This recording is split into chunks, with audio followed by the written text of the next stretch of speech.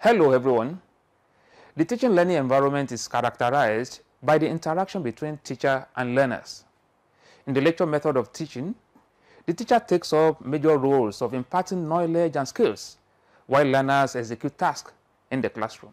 However, there is now a paradigm shift in the focus of the teaching learning process, from a teacher-centered to learner-centered approach, where learners take an active part in the instructional process. Remember, we have earlier discussed the synchronous and asynchronous online facilitation techniques. In this unit, we will examine the concept of flipped learning, and this will guide you in your online facilitation process. This learning approach has redefined distance, online, and blended learning. Now, let us start by examining what flipped learning is all about. Flipped learning is a blended model in which learning activities in the traditional classroom are reversed or flipped to allow learners to interact with the instructional content before coming to the classroom for interaction and discussion. In a flipped learning environment, learners are typically introduced to new concepts and materials through pre-recorded videos, readings, or other multimedia resources that they can access outside of the classroom, often through an online platform. Basically, there are three stages in flipped classroom, which are pre-class, in-class, and post-class stages. The pre-class stage involves instructional activities that should be carried out by the teacher and students before the face-to-face interaction. The in-class stage has to do with the activities that should be done in the class by the teacher and students during the face-to-face interaction. And lastly, the post-class stage is a reflection stage. At this point, learners reflect on what they have learned and explore other opportunities to build their learning experience. These three stages can also be found in online facilitation. Although online facilitation is largely devoid of physical interaction with the facilitator, technology is increasingly bridging the gaps within the system. The virtual learning environment used for online facilitation has interactive interface that allows learners to interact with their peers and facilitators real-time. This real-time session replaces the physical interaction in the original flipped classroom. Therefore, in the context of online facilitation, the pre-class activities are the learning activities before the live session, which is the synchronous session.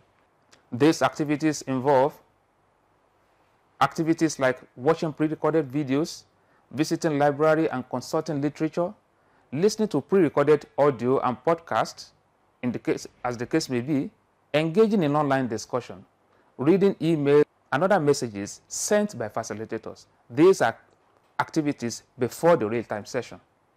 The in-class activities are the activities to engage learners during the live session, the synchronous session. And this include discussion and interaction, activities like experimenting or demonstrating in the live session by the facilitator, providing hands-on experience, presentation of scenario or case study related to the flipped content, group activities or presentation as the case may be, and also individual presentation. These are the activities that can occur in the live session. And lastly, the post-class activities, the post-class learning activities are the activities to engage learners after the live session. So as the name implies, the post-class stage is a reflection stage. At this point, learners reflect on what they have learned and explore other opportunities to build their learning experience. These activities include students construct new learning experiences involving in problem-solving activities. Students also reflect on the learning experiences in the classroom and be able to apply same to solve problems later in future. These are the activities that can occur post-class. Learners also interact through back channels. The back channels are channels that are not integrated on the virtual learning environment, like WhatsApp, Facebook, Telegram, and so on. Then with this, you can see that the flipped classroom is increasingly becoming a universal model for instructional process at different levels of education.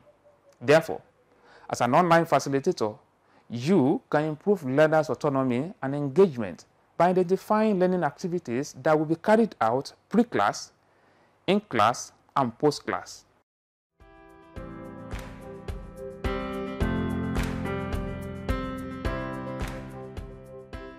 So, I would like you to reflect these activities in your next facilitation to improve learning experiences of your learners.